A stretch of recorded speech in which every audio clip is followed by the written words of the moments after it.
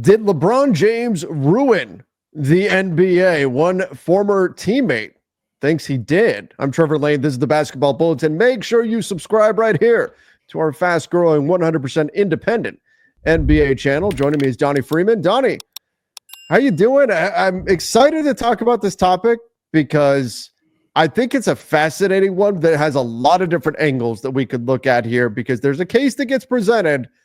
And it's not Steph shooting a ton of threes, but it's actually LeBron James who has ruined the modern game of basketball. Yeah, that's an interesting topic for sure. We've been tackling some fun topics lately. We're gonna have our bread and butter, but we've been tackling some fun topics. So make sure that you guys are subscribed for all those. And today we've got another fun one. So maybe Shumpert's got something interesting to say, but we'll definitely see what we have for it. All right, here is Iman Shumpert on the big podcast with Shaq and his reasoning for why LeBron James actually ruined the NBA. I got crucified for this question already. Has Steph ruined the game? Because I also was asked this, and I said the person that ruined all of this was Bron, because I felt like Bron's stance, and it's like Mike. If Mike would have made it okay for y'all to just be like, yeah, I'm leaving this team and I'm going to another, because I don't like what the owners are saying. If Mike would have did that, there would have been no loyalty, because we all, quote unquote, wanted to be like Mike, right? And I felt like, even though Steph was good, I felt like Bron was the guy that did it, because I feel like when Bron made it okay for people to team up, it stopped making the star player have to come back with something added to their game. I think you're answering a different question. I agree with you saying, but I'm talking about the style of play with everybody shooting. That's what I'm saying. Okay. So Iman Shumpert, when he's talking about the style of play in today's NBA, Shaq asked him about the style of play in today's NBA. Has it been ruined by Steph Curry shooting so many threes? And he responded by saying, no, it was ruined by LeBron James, because he made it okay for guys to team up. And he used that as a way to explain why star players are not adding to their games, because rather than grow individually themselves, they're just going and teaming up with as many other star level players as they can to give themselves an easier path towards victory. Donnie, a lot of different places we can go with this. Obviously, where do you want to start?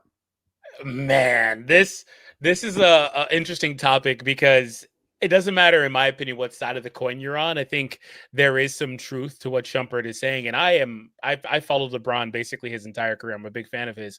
And I will say that I can understand why he decided to leave, but and he wasn't even the first person to team up. But I think that it's kind of weird, because there is a stigma around it, because they did it mainly in free agency. Whereas there is this thing where it's okay if, drafting is one thing, but there's a thing where it's okay if teams trade for these stars and put them together. But LeBron wasn't able to get that either. There was situations where they didn't trade for guys like Amari Stoudemire and stuff like that in his first Cavs stint. So he just said to hell with this and left. So ultimately he was the first guy, or one of the main guys, that decided to shift where he was at and team up with other stars through free agency. And that kicked off the entire player empowerment thing, which has ballooned, or did it balloon a couple of years ago, into something pretty crazy, where we had situations where guys were just taking the money and then asking for trades and all this other stuff. And it turned into a lot of stuff. But I don't know if that specifically ruined the game, especially in the handful of years that were right there, but it did get kind of out of hand a little bit afterwards. What I will say is, I think that it's a multitude of things all happening around the same time. The shift, it had already started, with Mike D'Antoni and some other teams prior, but the shift to smaller ball, positionless, stuff like that, that's something that LeBron was very in on, and he's one of the main reasons that we shifted to that type of play style, him and that Heat team. And then also space and pace, three-point shooting, that really took a head with Steph as well. So it's a little bit of both. It's kind of all over the place, but you could really sit here. I could sit here for 20 minutes just straight ripping off things, but I think that this is an interesting topic for sure. And, he did have a hand in what he did. And if you consider that to have been, quote unquote, ruining the game, then a spade's a spade. Is the game ruined? Yeah, I don't think so. I do think, like I said, it got kind of hairy there for a little bit with all the movement and then players not honoring contracts. I think that stuff is a little bit different, but it's a byproduct of the fact that players got so empowered to begin with. But yeah, I don't know that the game is ruined specifically.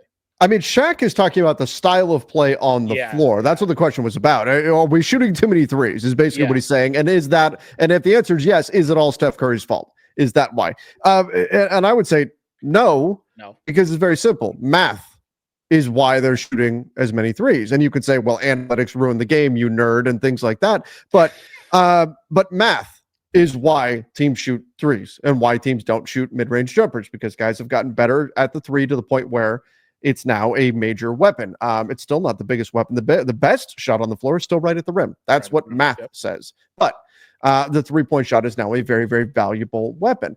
That said, I don't think the game is ruined. I think there's people who don't like the style of play right now. And that's understandable. People see it as all too similar, as though everybody's running the same offense. They're not. But I understand why, if you're watching the game, it may look that way. They definitely are not, though. But LeBron teaming up. Whenever I hear this, the whole big three thing, right? The Heatles.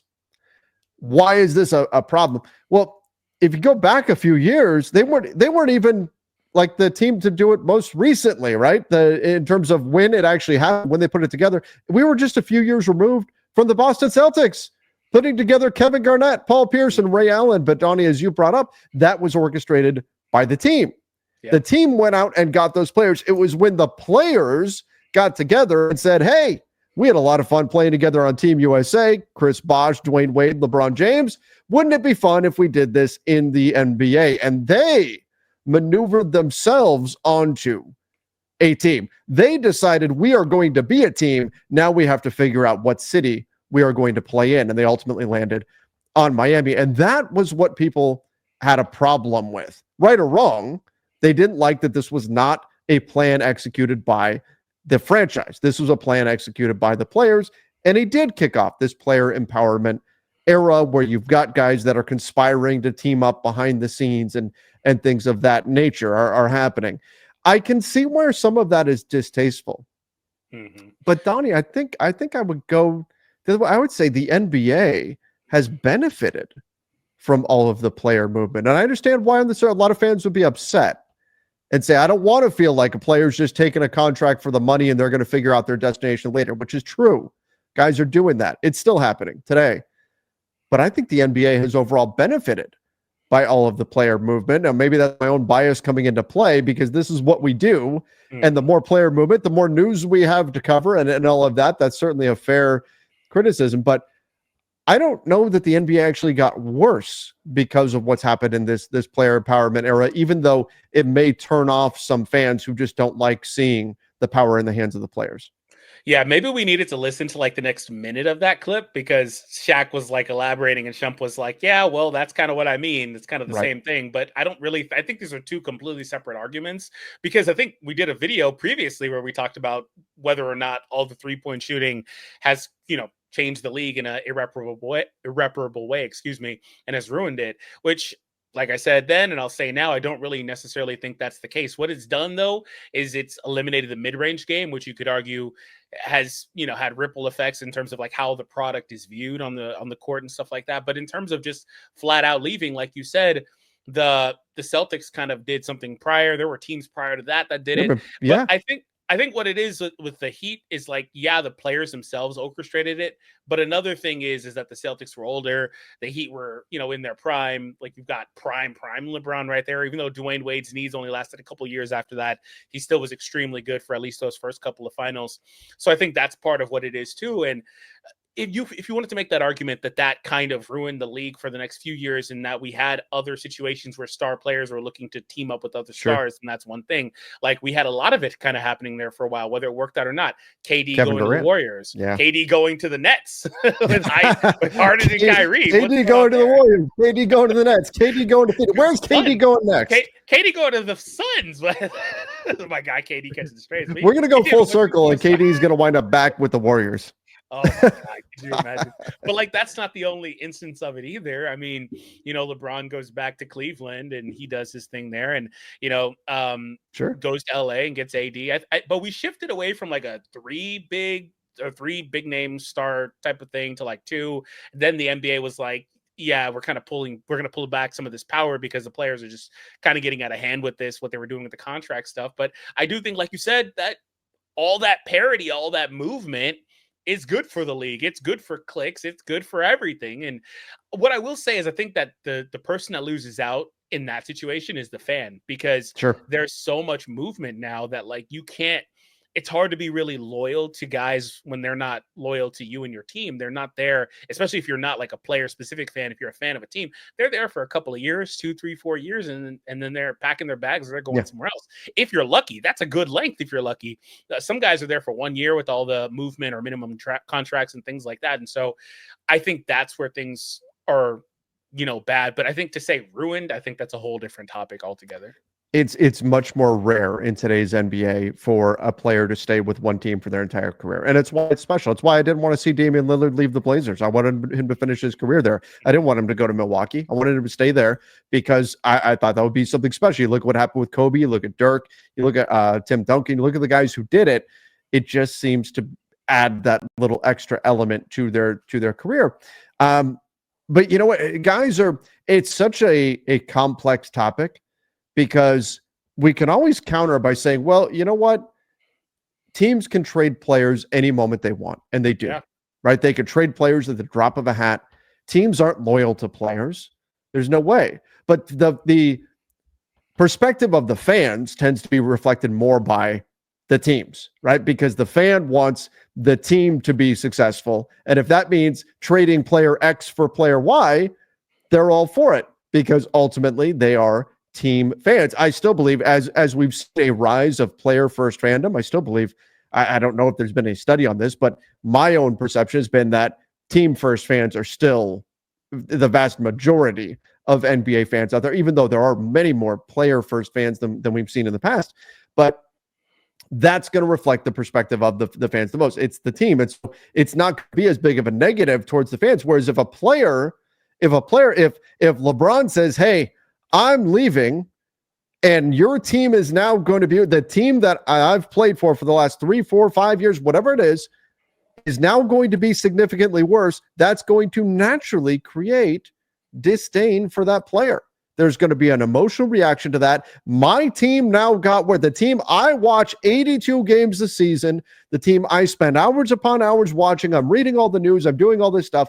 My team is now worse because you are making this choice. There's automatically going to be animosity towards that player. And LeBron, when he did his big three thing, expected there to be all this. Everybody would be celebrating and yay and wonderful and all of this stuff. And he was surprised when he found out that the reaction was actually the other way, that people saw this as anti-competitive, that they saw it as a cheap way out. And Kevin Durant experienced the same thing when he went to the Warriors. So I think there's limits to it, but there's various sides to this that you can look at it through. And ultimately, again, Shumpert talking about the development of players. And I guess that's really where we should finish up here. Yeah. Do you think that Shumpert, because he was talking specifically about, well, guys are not developing their games as much as they would have if they were staying with one team, and this was not the player empowerment era. Back then, guys had to, hey, my team's not good enough, then I've got to get better, right? Whereas now it's, my team's not good enough, so I'm going to go somewhere else that's better, right? That's now do you think we've seen the growth of stars in the NBA stunted by the fact that it is now easier for them to leave and go team up with someone else or bring someone else to their city? I'm not sure if that's the case specifically, because that's the point he's making. Yeah, I'm not sure if that's the case specifically. I'd need to hear an example of something if he had that. But I can't think that's, like a huge reason as to why, because these guys are still going to work on their game if they've got passion for the game. They're still going to try to better themselves, I would imagine, right? Like, that's what I would think about that. So I'm not really sure, but that is an interesting idea or way to spin it if you're Shump. I also wanted to add on the previous topic, I just kind of thought about it afterwards. Another thing too that's so interesting about how long these guys stay in one spot is it's largely also dependent not just on the player, but on the front office, on the team themselves, to put these guys in positions, if they've got aspirations to win a title, to put these guys in positions to do so. And I think that's why, like you talked about Dame, or you bring up LeBron in his first stint, things like that. Like, there's something to be said about not running from the grind if you're Dame, right? Yeah. There's something to be said about that. But also, I think sometimes these guys lose faith in the organization selling them promises that are just not getting accomplished. You know, they're not putting the right pieces around these guys and putting them in a position to where that they are able to achieve what they're looking for.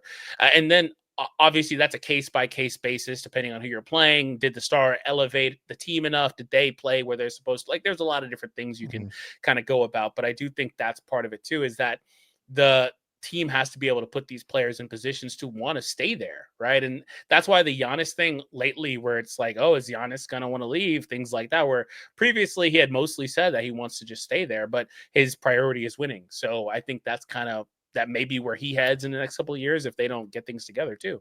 Well, that's the other thing. Like, think about if we are going to judge star players on whether or not they win a championship, isn't that also going to force their hand with things like this? If they're on a team that they believe is not, and look, Dame was in this situation. The Blazers were very clearly moving in a different direction.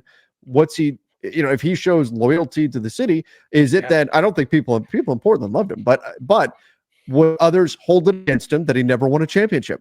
Yeah. Probably. Yeah. Look, I mean, look what happens to Charles Barkley. Still, you never won a title, right? Like that is the qualifier. You have to have won a title to be recognized among the best of the best. And these guys do not work the way that they do not dedicate their lives to this game to not be recognized among the very, very best. So if that is the standard, that is the level that you must get to in order to receive that recognition, in order to go down in history, in order to leave a legacy, then you need to do whatever you need to do in order to win that title. And if you're in a situation that very clearly is not going to allow that to happen, regardless of how good you are, then that kind of forces the hand of the players, lest they hear for the rest of their career, for the rest of their lives, that you never won a championship. So maybe it's a shift there that needs to take place. Instead of making, you know, a great career has to include a championship, maybe it's the thought process there shifting that would change all of this.